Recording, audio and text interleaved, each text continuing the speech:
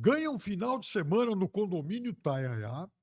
Quem conseguir descobrir o que foi que Bolsonaro fez com os 3 milhões de reais que Fabiano Vettel, ou melhor, Fabiano Zettel, o cunhado de Vorcaro, depositou na conta do ex-presidente da República durante a campanha de 2022. E veja, isso não é fofoca de influência de esquerda ou de quem queira ganhar clique. Não, isso foi algo admitido e reconhecido pelo chefão do PL, o presidente do PL, Valdemar da Costa Neto, no programa Canal Livre da TV Bandeirantes no último domingo. E quando ele disse mais, 3 milhões foi direto para a conta pessoal do Bolsonaro, porque para nós o Fabiano doou muito mais.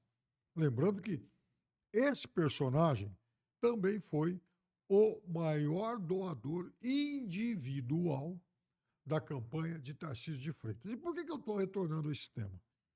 Porque nessas últimas horas, especialmente nesses 2 últimos dias, como reconhecem alguns amigos, a direita tentou disseminar o discurso de que o escândalo do Banco Master pega todo mundo, se alastra por toda a República, da direita à esquerda. Aí você ouve aquilo e fala, pera lá, calma lá. De fato, atingiu e respingou em muitos setores, e olha que as investigações estão apenas no início, mas é óbvio também que não precisa ser minimamente inteligente para entender que são várias as instituições que, infelizmente, têm contas a pagar nessa história toda. Mas esse argumento que vai da direita à esquerda e tal é uma tentativa de igualar os desiguais dessa história. E por que isso? Porque, vejam só, todo mundo sabe, então, que Vorcaro e Fabiano Zettel, ou um ou outro, então deram dinheiro para Bolsonaro, PL, Tarcísio, Ibanez Rocha, o governador bolsonarista do Distrito Federal, moveu terra, céus, mares e o Planalto Central para tentar comprar o Banco Master, o que foi impedido agora, recentemente, pelo Banco Central, já sob a gestão Galípolo, mas ele tentou.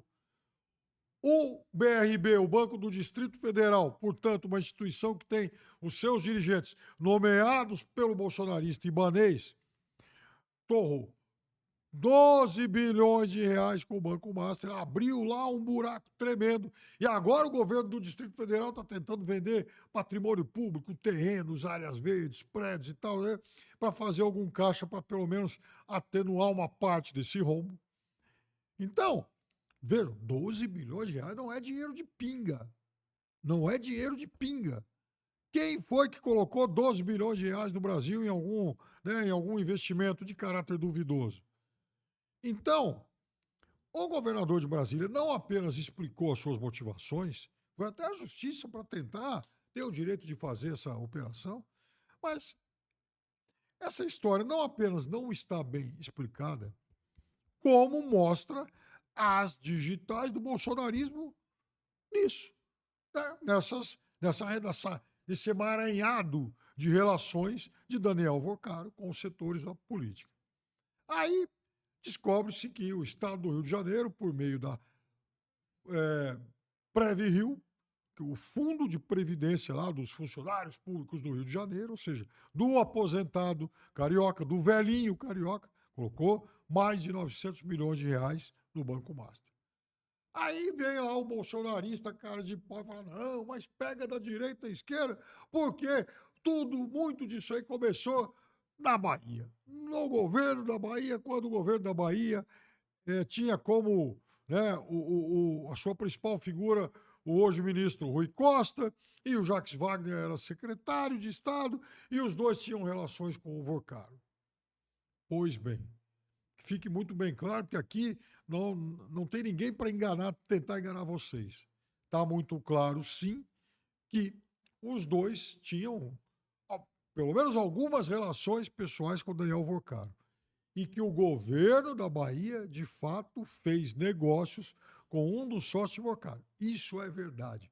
Só que tem uma sutil diferença aí quando tentam equiparar todos esses malfeitos. é que, na verdade, o governo da Bahia vendeu um produto, vendeu um ativo para Daniel Vocaro, vendeu a tal da Crede Sexta, que opera, inclusive, oferecendo crédito consignado para aposentados hoje no Brasil todo, porque essa instituição ela está presente em 24 unidades da federação, sendo que aqui na cidade de São Paulo, por exemplo, tem agência em São Miguel Paulista, em Santana, no centro, acho que em Higienópolis, tem também Guarulhos, tem Santos, tem aqui no interior, acho que são 8 aqui no estado de São Paulo. São 8 aqui no estado de São Paulo, algumas no Rio de Janeiro, inclusive no interior, em Campos, por exemplo, na cidade do Rio de Janeiro, mais de uma, ah, não em Nova Friburgo, em São Gonçalo, e várias no estado da Bahia. Então, tudo isso é verdade. Mas essa é a sutil diferença. Um vendeu um produto para o Vocaro. Os outros colocaram dinheiro lá. E fora isso, Daniel Vocaro ainda pegou, aliás, Fabiano Zettel, o cunhado sócio, pegou parte considerável do seu patrimônio, vários milhões de reais, e colocou nas campanhas do então presidente Bolsonaro e do candidato Tarcísio de Freitas, sendo que, como confessou Valdemar, 3 milhões de reais foram diretamente para a conta pessoal de Jair Messias Bolsonaro. E aí vem, então, o método, a técnica. Porque quando você diz que pegou todo mundo, então, já que é todo mundo, um não pode apontar o dedo para o outro. Uai, se você tem culpa, eu também tenho, então ficamos tudo aqui no 0-0. É assim? É óbvio que não.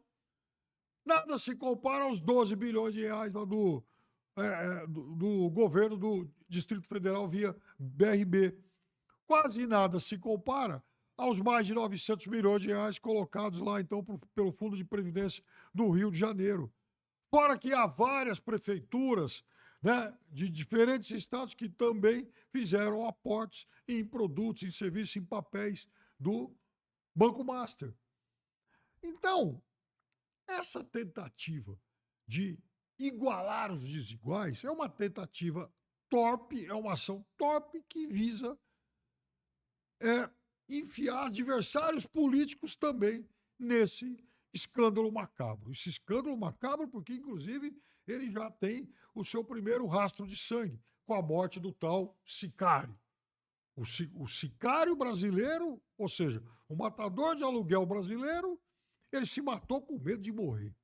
Olha como são as coisas e olha o nível dos gangsters envolvidos nessa história toda. Então, minha gente, não acredite nesse papinho de igualar os desiguais. Até aqui, quem tem as digitais nessa história, há muita gente suspeita, é verdade. Então você pega, por exemplo, os presidentes do PP e do União Brasil, tá? Ciro Nogueira e Antônio Rueda, que aparecem nessas agendas aí, que são sempre citados como pessoas muito próximas no campo político ao Daniel Vocaro.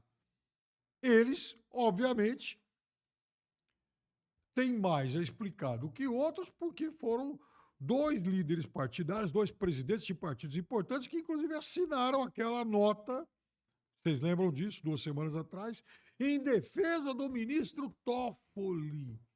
Por que será que eles tomaram essa iniciativa de sair em defesa do Banco Toffoli? O que teria levado 2 líderes partidários tão importantes a saírem, então, em defesa de um ministro da Suprema Corte que comprovadamente e assumidamente fez negócios com Daniel Vocaro? Então, eu encerro aqui deixando a pergunta inicial desse vídeo. Ganha um final de semana no condomínio Taiaiá quem conseguir descobrir o que foi que Jair Presidiário fez com os 3 milhões doados por Fabiano Zettel, o cunhado 01.